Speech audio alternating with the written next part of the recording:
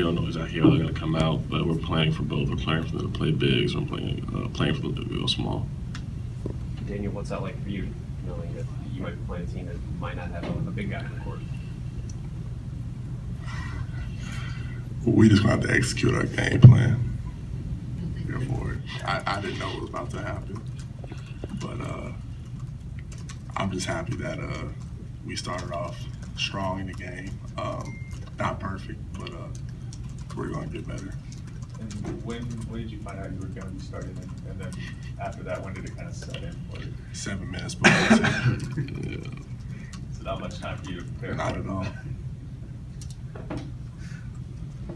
Do you like that? Do you like that it was so quick, or do you wish you had? I didn't have a choice. I had to be ready to go. Coach Mata ain't playing that.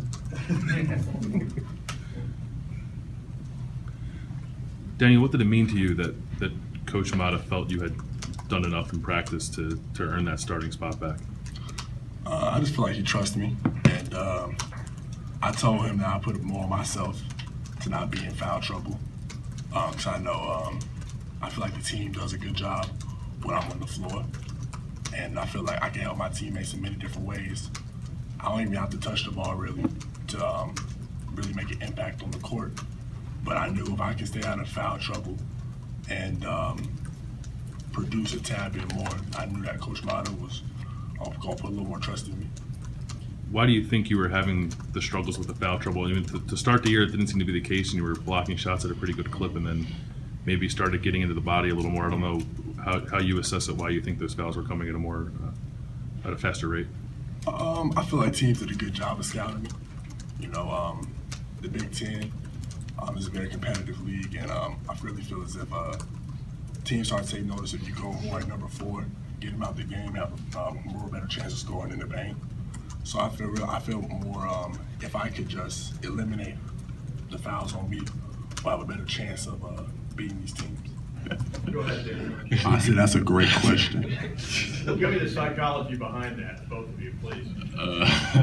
Well, my man got the one all the way around with the size tapered in the back. I'm a little quicker. I lost a few pounds. That's a money-making haircut right there. It's real marketable, Kate. I'm proud of you. Thank you, man. I appreciate it. This personality is very refreshing for this team. It's way different. Way different. I'm just from Mapleton. Yeah, shout out Mapleton. Do you see Coach staying with what worked? Because usually he gets into a thing and he doesn't change much.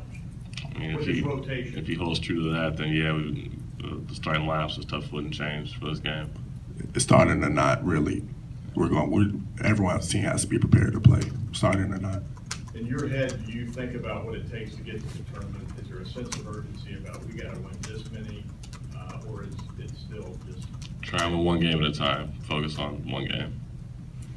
That's boring, though.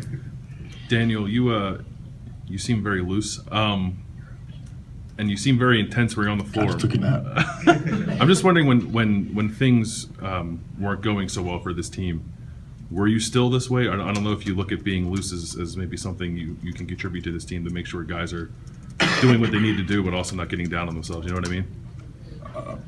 Really, well, I'm not even going to act like I was the happiest person in the world when we were getting blown out by Maryland. But the next day we came in for practice, I just be like, look, we just can't brood about this for 48 hours straight, you know. We got to let it go and get better. And I just feel like that that personality I had to take on. Just let it go and get better. You put out a tweet after that game, I believe. I forget exactly what it said, but what was the message you were trying to send when you sent that out? I don't take embarrassment lightly, and that when you're on ESPN and you're the first game of the day and you're getting embarrassed, I didn't like that at all. And I put a public apology out on behalf of this team and said, this won't happen again. I know. I really can't put that in words, really. You know, when I'm on the bench with foul trouble and I see my team out there the score going more up and up, I get pissed because I'm like, man, I can't help my team right now. And that's one of the reasons why I said work on that foul trouble. It's going to help me. So, like I said, we're just going to grow from that. Your teammates get in your face, screaming, hollering. You just bring an intensity.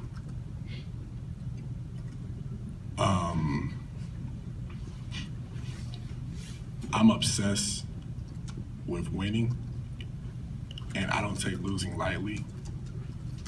So I will do anything in my power it takes to get a win. Period. And Kata, can I ask you about the intensity that this freshman brings? That, you know, when he gets on the court, there's a fire in his belly, an outward fire. I'm not saying that you guys don't have it, but he expresses himself differently. What do you see about Daniel on the court during a Make me game? sound like the Hope, man. But I've seen it. I mean, I got video of you. No, I'm messing with you. I'm just messing with you. Just getting in guys' faces and getting excited. What does he bring to on the court? Elevates the other 4 guys out there. I mean, if he's out there showing so much emotion, that looks bad at us for not doing anything, you know, to compete with his emotion, his intensity. So when we're out there, whenever I see him screaming or, you know, he does something, he blocks a shot, it's like, that just raises our blood pressure. We just want to get going with him. Daniel, you said you found out you were a starter 7 minutes before the game, correct? Something like that, 6 minutes, yeah. It sounds like you have a very specific memory of it. I mean, you can say around 10, and it's 7. I just try to put my best inference. Okay. I was just wondering how much that. You like that big stood word, out. inference? I love it. I love you, man. Getting it every week. Very important follow-up. Have you actually seen the Flying Nun? That seems a little out of your No, generation. I actually haven't, but my mom always tells me I look like the flying nun when I'm going for blocks that I can't get.